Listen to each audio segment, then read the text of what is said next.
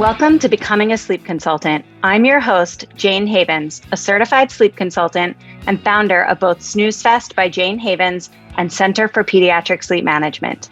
On this podcast, I'll be discussing the business side of sleep consulting. You'll have an insider's view on launching, growing, and even scaling a sleep consulting business. This is not a podcast about sleep training. This is a podcast about business building and entrepreneurship. Strategic planning might sound like something reserved for big businesses, but it's actually one of the most powerful tools a solopreneur or sleep consultant can use to grow with intention. In this episode of the Becoming a Sleep Consultant podcast, I'm chatting with business consultant Chrissy Mellinger to understand what exactly is strategic planning and how can we apply this concept to our sleep consulting businesses without feeling overwhelmed.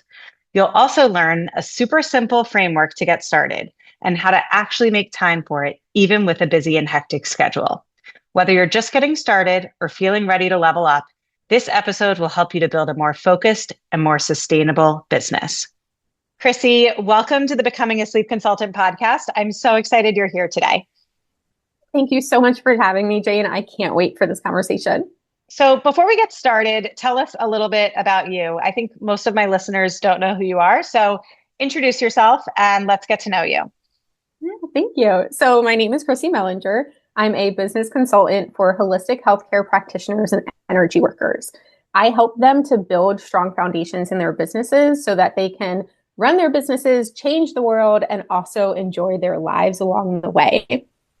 I've been coaching since 2020, and I come from hotels. I spent 7 years in really, really big business where it was, how do you do the job every single day? And how do you prepare for the future? My whole role was literally go make us as much money as you can possibly make us today, 10 years down the line.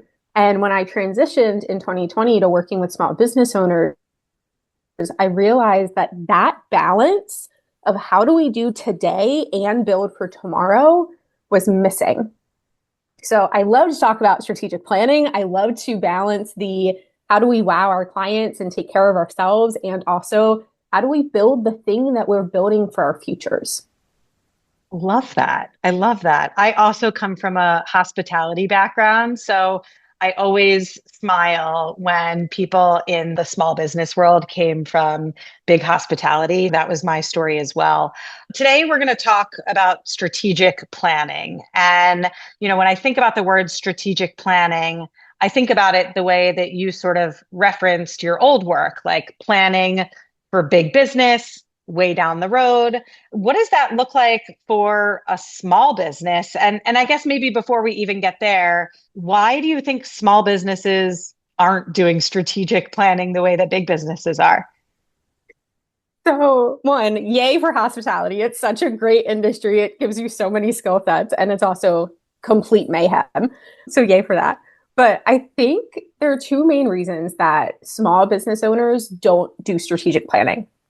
One is, honest to goodness, just lack of awareness.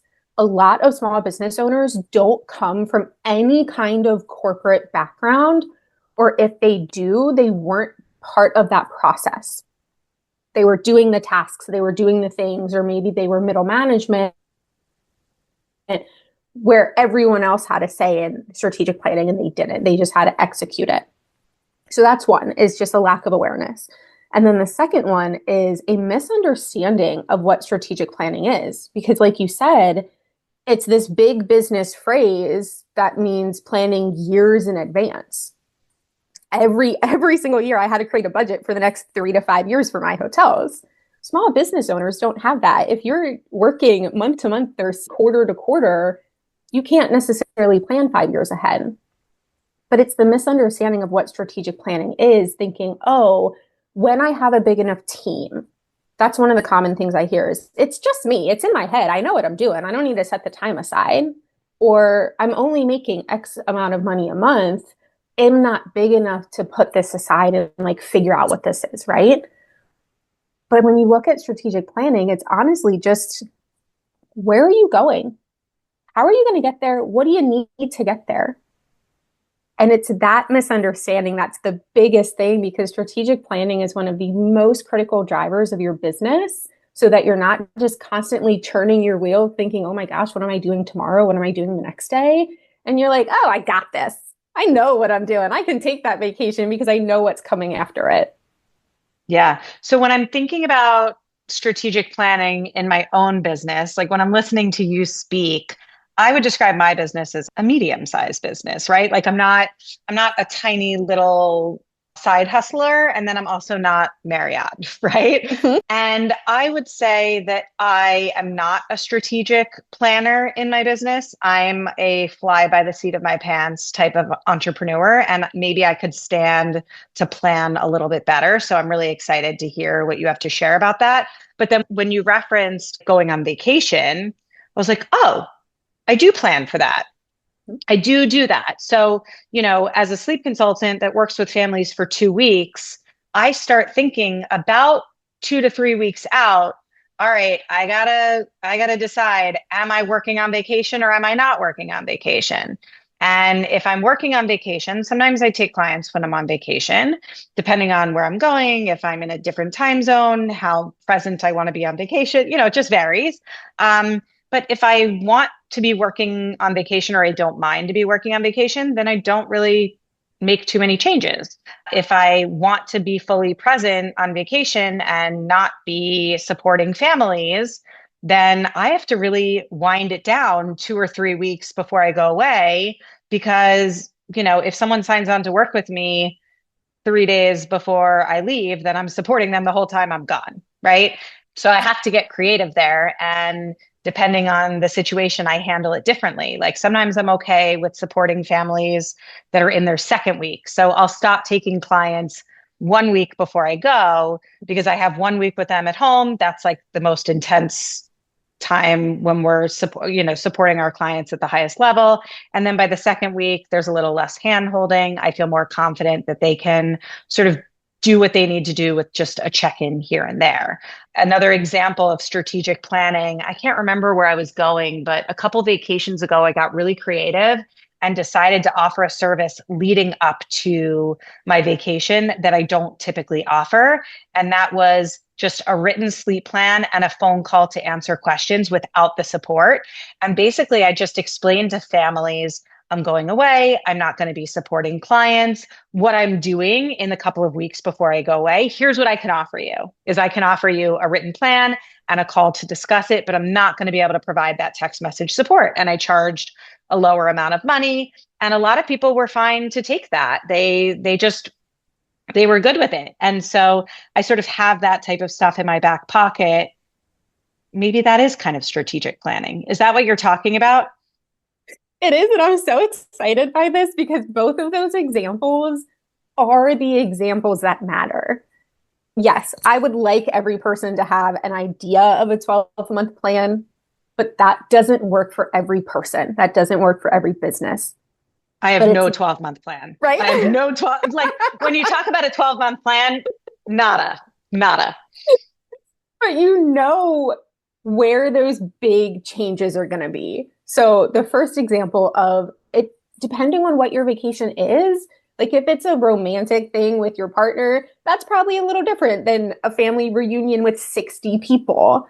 Right. Very different areas of life. And it's how you want to approach it. And then the second example is that revenue driver. You tweaked your offerings to make it make sense for that point in your business. That's all strategic planning is. It's not always 12 months, 18 months, more than that. It's what do you have going on this summer? Are you taking vacation? Do you want to take Friday afternoons off? Do you not want to, spend the night at your client's on a Saturday because you want to go out with somebody? That's strategic planning. I love both of those examples. That's the reality of what it looks like for business owners. I'm so glad to hear that my examples are worthy of naming them strategic planning because when I first got on to record with you, and for those who are listening, Chrissy and I met because Center for Pediatric Sleep Management graduate hired her.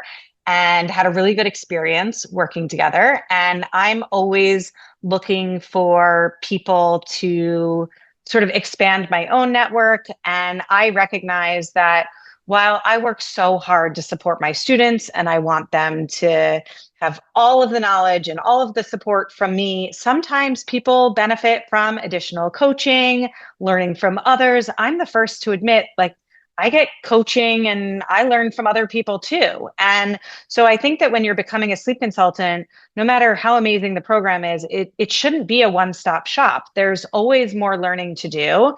And so I like to have resources for my grads to point them in the right direction if they're looking for a little bit more guidance, continuing education, support. And when Chrissy and I connected, really when we were talking about strategic planning, the way that I was thinking about it was more like almost like automations, like which maybe is also part of it, right? Is like building out systems so that your business can work for you a little bit better. And especially for brand new sleep consultants, I think that can feel really overwhelming. And it's not to say that we shouldn't work on it, but I'm just really happy to hear that you were pleased with my examples of strategic planning, because I think probably people who are listening to this will hopefully think, oh, I can do what Jayne just did. I can do what Jayne's talking about. That makes sense. I can put that into place. I may not be able to figure out email automations. I may not be able to figure out, segmenting my email list and having different landing pages for different opt-ins and like all of that. I think feels really hard for a lot of people. Not to say that we shouldn't get there, because like me, however many years in business, still working on that. But I love that strategic planning can be so simple and really be to some degree about building our businesses into our lives in a way that works for us. I just like want to reach through the camera and give you a hug right now because everything you said is spot on. And that last piece of having your business work for you is literally the start of the whole process. Is not just what goals do you have in business, how much money do you want to make, etc. What are you building? What is the vision for your life? And that has to be the starting point. It's not about all the fancy automations and the delegations and the AI and the da da da da da, but just what do you want your life to look like as a human who's running a business? So I loved all of that. And I think that question, while it's so basic and so perhaps even dare I say obvious, is something that a lot of people overlook. Mm-hmm. And if I think back to myself, when I first started in this field, I had a very specific reason for wanting to start a business. I was a stay-at-home mom at the time. I was a little burnt out from motherhood. I had a former very successful career where I was making a lot of money, contributing to our household income, and I felt smart and I felt productive and I was contributing. And then all of a sudden I wasn't for several years. And while I really enjoyed motherhood and being home, I also was craving that work life again. And so for me, it wasn't about making so much money. It wasn't about building an empire. It was literally about feeling smart again, feeling productive again, and having something that I could call my own. And I remind myself of that all the time as my business grows, because it was never about building this huge business. Like that was never my strategic plan. My plan was just to have something that made me happy and that made me feel smart and productive. And if I made some money, great. And, I often will look back to that because I want to keep that front and center, even as my business evolves, and as I get busier, as I add more layers to my business, I want to keep my eye on the original prize, which is just feel smart, feel productive, feel good about yourself, be a contributing member to the household financially. Like that was it. So I think it's important to keep revisiting of course, our goals can change and our plans can change, but I think it's important to always go back to your why. Like, why are you doing this? And remind yourself of that over and over and over again. Absolutely. And that one, I love that. Like I just, as a human, resonate with that so much. So very cool. And also, that's a mistake that I think a lot of people do make when they start to think like, oh, I'm planning ahead. They focus only on the money. Oh, I need to make this amount, or I want to make this amount, or I want to have this many sold out launches. And they look at those external metrics, which is great. We live in a world that we have to pay things with money. And also, that's part of the puzzle. How do you want to feel? How, or what are you building in the world, right? It was financial contribution for you. It was feeling proud of yourself, feeling happy, feeling smart. What, do you want to change the world? Do you want to help one parent a little bit less feel stressed out, to not pull their hair out, to actually realize, I like being a parent. It's not as hard as, it was when they weren't sleeping. But knowing what that life looks like overall and not just focusing on what the money is or what the number of followers is. Yeah. So something else comes to mind because I literally just got off the tennis court before we're recording this podcast. So for 2025, I set not goals, but intentions. And one of my intentions was just to like do less work. I just wanted to get back to basics of like when I just had a little side hustle. Like, I don't want to be working all the time because that's not why I started my business. So what I did, and I guess this is sort of strategic planning, right, is that I scheduled tennis lessons 3 times a week, right smack dab in the middle of my day. So on Tuesdays, I literally play at noon, and on Wednesdays and Thursdays, I play at 11. That is so not conducive to having a productive work day. Right? Like if you want to mess up your work day, like schedule an activity right smack dab in the middle. And so 3 out of the 5 days of the week, my day is essentially ruined. And I did that on purpose because I wanted to just get back to being a person that does things outside of work. Like I just wanted to do more than work, And I found myself over the years increasing the number of hours that I have in the day for work. It started off when my kids were in preschool and I only worked from 9 to noon. And then all of a sudden they were in a full day and I could work from 8:30 to 3 or whatever. And then I started putting my kids in a little bit of aftercare, which they actually love. Like my daughter stays after at school once a week for sewing and she's obsessed with it. So I don't feel bad that they're there because they're doing these amazing extracurricular activities. But, what I've noticed is that my workday is getting longer and I wasn't prioritizing activities for myself.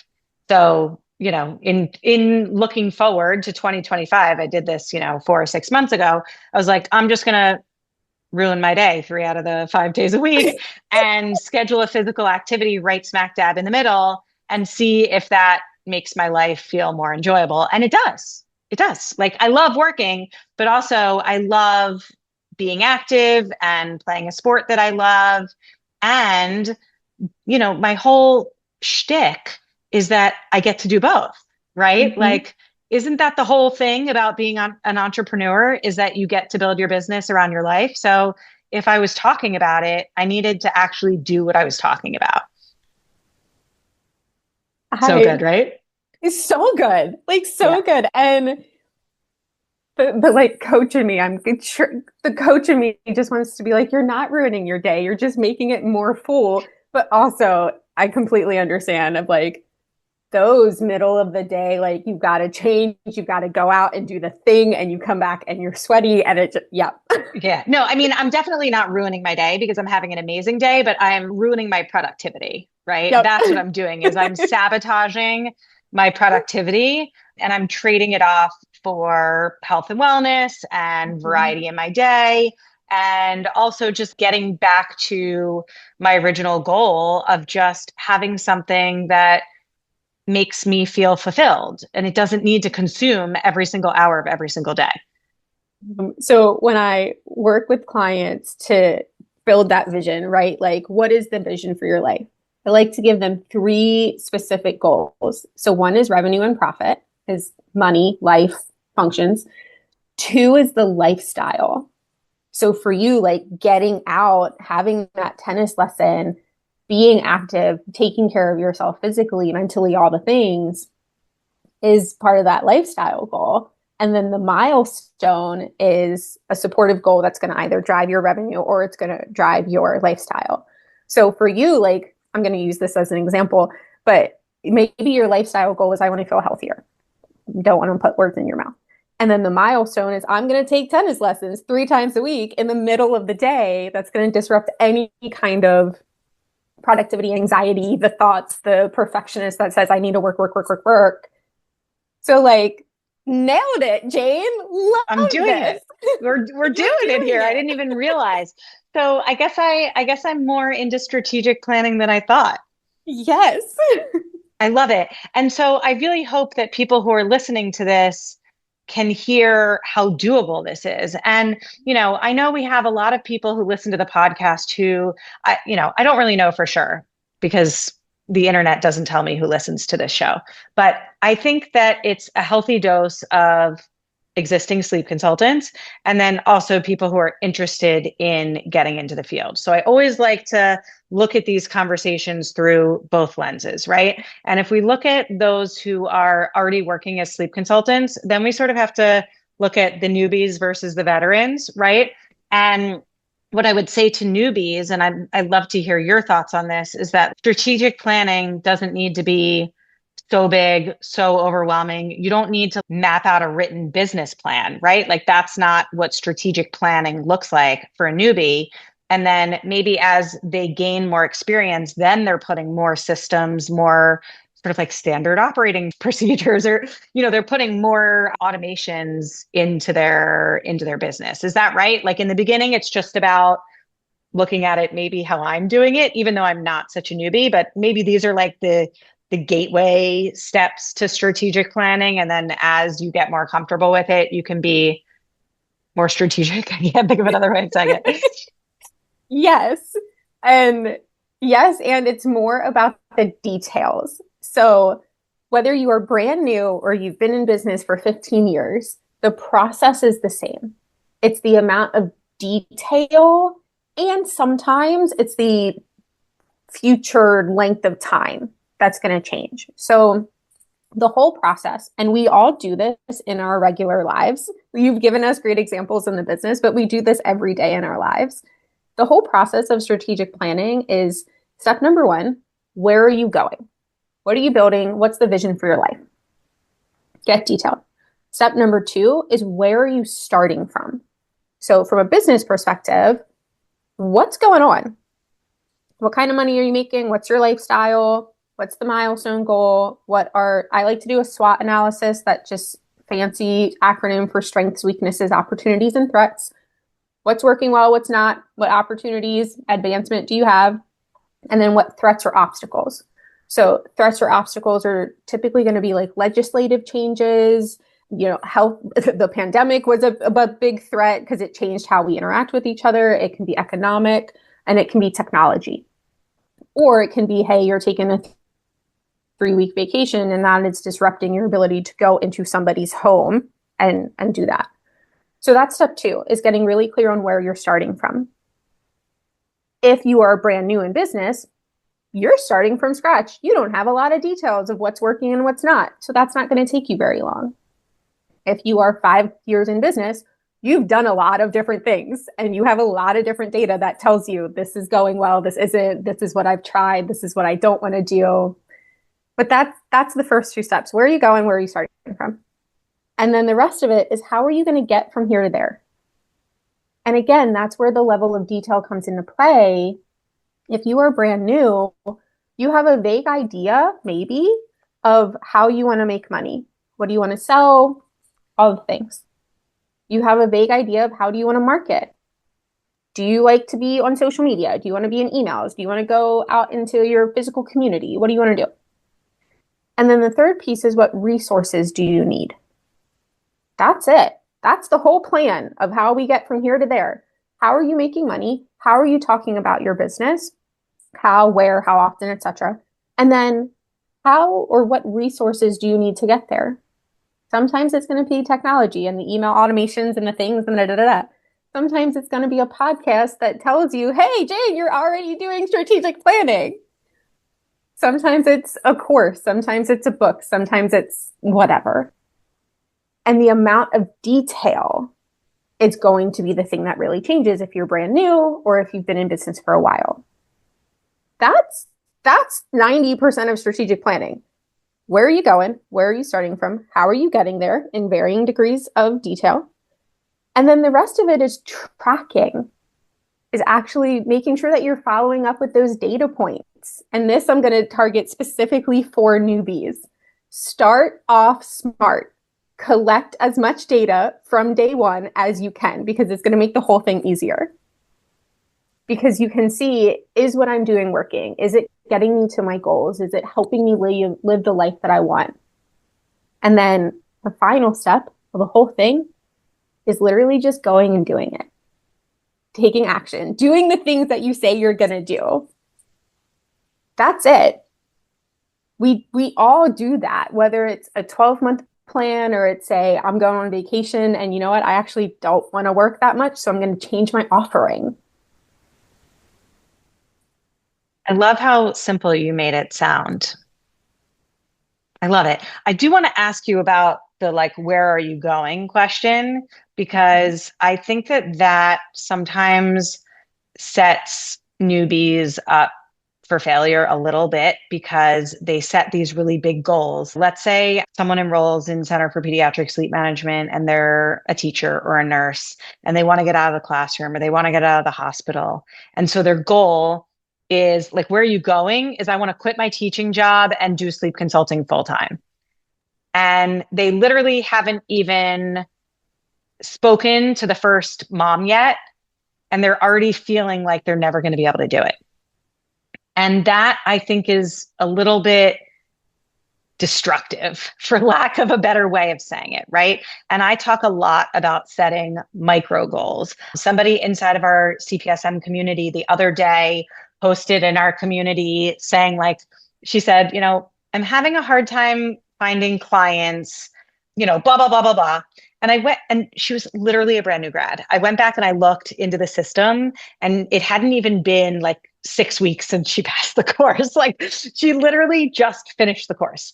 And so I was like, we need a mindset shift here. You're not having trouble finding clients. You just literally finished 5 minutes ago and you are navigating, learning how to talk to people, learning how to present yourself, learning how to articulate your value. You are not failing. You just literally got started yesterday. And so I had to give her a little bit of a mindset shift. So that question, where are you going? Do you feel like that's sometimes counterproductive for people who are just getting started? Should we not be focusing on that right away? Yes and no. So I agree with you that I do feel like it can feel really demoralizing really quickly, especially if you are someone who's very ambitious. You're an entrepreneur. Hi, hello, you're ambitious. You have big goals for yourself. I think it's always helpful to have an idea of where long-term you're going, right? I want to leave my teaching. I want to get out of the hospital. I want to, have this big empire, whatever it is. But almost hold that as a really aspirational, I know I'm going to make it. I believe in myself. And also, I know I'm not there yet. I know I'm going to get there. I see it. It's pretty. It's shiny. I'm going to put it up on a shelf that I can look at. But that's not actually what I'm working on. And then back it up and say, I am building, whether your goal is to have this huge empire or whether your goal is to just make enough money that your mortgage is covered. Whatever size business you're growing, you're building something long-term. So keeping in mind that none of us, and Jayne, I hope you don't mind, I'm going to include you in this, you and I are not 100% experts on all the things that we do. Business is a constant evolution, not only of the business and professional skills, but it is going to challenge you from a mindset, from a confidence, from a personal development perspective. So give yourself grace. Remember that it's a long runway and there are I like how you said the micro wins, lots of micro goals to get you to that big thing. And I'll also add on that it can feel really tempting. If you're like in the online social media space and you follow a lot of big names and accounts, it can feel really tempting to want to quantum leap, quote unquote, or have these big viral launches. I genuinely don't believe that those are as satisfying as seeing the progress and being able to look back from that client of yours 6 weeks and go, I just graduated. I literally didn't know a single thing of what I was doing. But hey, today I went and I talked to a human being out in real life and I confidently gave them my business card and I said, hey, give me a call. That's a huge win. I agree. And so I'm constantly reminding people who are fresh, green entrepreneurs that, we are all on this road. We're all on the way. And none of us are overnight successes. Like none of us. I worked very, very hard to grow the business that I had. I made a lot of mistakes along the way. I hired people that didn't take good care of my business. I made some stupid choices. I didn't always show up as my best self in every single moment of every single day. And there were lots of learning lessons. And, the difference between me and somebody else who didn't make it is that I just didn't quit. Hmm. I just didn't quit. So I kept working on it, and when things got hard, I just kept working and kept learning. I think it's so important. This is why I love talking to coaches and strategic planners, because I feel like you guys really help us realizing that like a lot of the things we're doing right. Like, when I got onto this call, I was thinking, oh, I'm going to have this call all about strategic planning and I don't do any of that. And I'm just going to listen to somebody talk about all this high level stuff that I'm not doing any of. And I realized in talking to you, oh, okay, I'm doing a better job at this than I thought. And so I think it's so valuable to speak to people like you and, having experts to not just show you what you need to be doing, but show you what you're already doing to make you feel like, okay, I'm not messing this up all the time. Right. I think that's just as valuable. And it's also, I already talked about the SWOT analysis. I like to do those often. I personally, and something I help my clients do is I keep an Atta Girl file. You can name it whatever you want, but it's literally a Google sheet. It's as simple as can be of things that I'm proud of, things that I've done, whether they are successes or not. It could be, hey, I actually am really proud that I withdrew from that opportunity because I realized that I said yes for the wrong reasons. Not necessarily what someone would call a success, but something that I'm proud of or something that I'm incrementally getting better at. And keeping track of that just as much as, oh, well, that hook didn't work on my social media post, or I talked throughout that entire podcast and forgot to mute myself. But also really looking at, I showed up today and I did a little bit better than yesterday. That's a win. I love that. I think we should land there. Where can people find you if they want to learn more from you? Yes. So I'm on a couple different platforms. Everything is branded to my name. So it's all Chrissy Mellinger. You can find me at my website. Send me an email, Chrissy@Chrissy Mellinger. It's always me responding. I love a good email if you've got questions or anything like that. Or also LinkedIn and Instagram are great places. I will say, if you send me a note on Instagram, I'm 100% sending you a voice note back. So just be prepared for it. I love that. It's so great to be connected with you. I'm so glad that our paths crossed, and clearly we are very much aligned, which I love. And we'll do this again for sure. We'll have more conversations down the line. Oh, this was so much fun. Thank you again, Jayne, for the opportunity. And I just want to repeat, like, you're already such a great strategic planner. which is so funny because I swear I got onto this call today thinking I am going to talk about something that I don't personally do, which sometimes happens on the podcast. Like I talk about topics that are outside of my own area of expertise. That's part of the show. And that's where I thought this was going to land today, and it didn't. So thank you for making me feel like I'm doing something. And I hope that everybody who's listening also feels that way. Like, oh, I'm doing more than I thought I was doing. And, for those who are thinking about becoming sleep consultants, maybe we made it feel a little bit more accessible. Like it's not such a daunting thing to strategically plan your business around your life and your life around your business, vice versa. Thank you so much for listening to this episode of the Becoming a Sleep Consultant podcast. If you enjoyed today's episode, it would mean so much to me if you would rate, review, and subscribe. When you rate, review, and subscribe, this helps the podcast reach a greater audience. I am so grateful for your support. If you would like to learn more about how you can become a certified sleep consultant, head over to my Facebook group, Becoming a Sleep Consultant, or to my website, thecpsm.com. Thanks so much, and I hope you will tune in for the next episode.